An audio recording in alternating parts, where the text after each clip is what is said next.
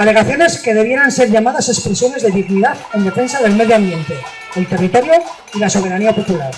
No somos pocos y pocas, y seguiremos creciendo con el objetivo único de proteger el entorno natural de quienes quieren especular y enriquecerse con él.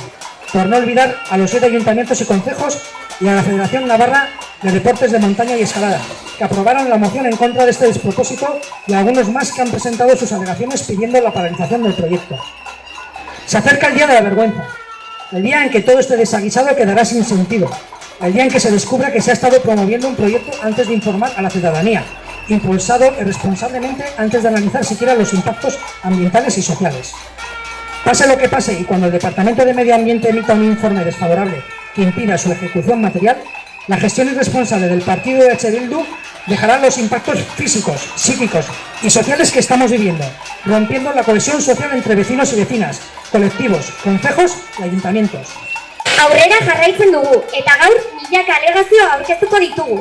Ingurumen sailari eskatzeko, geldiarazi dezala gure inguruan hainbeste kalte egingo lukeen eta dagoeneko egina duen makroproiektu fotovoltaiko hau. Ingurumenaren, lurraldearen eta herri subiranotasunaren aldeko duintasun adierazpenak deitu beharko genituzkeen alegazioak dira hauek.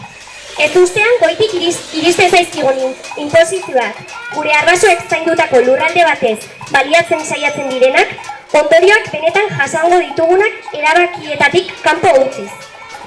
Proiektu hau ez da ezberdina, saldu nahi diguten bezala. Hau da Etxauribarren, Otsazendean eta Goñin utziko duten herentzia politikoa. Euskal Herriko beste zenbait tokitan bezala. Hemendik aurrera, Nafar gobernuko ingurumen teknikariei dagokie zen ona jartzearen eta makroproiektu hau geldiaraztearen lana eta erantzukizuna.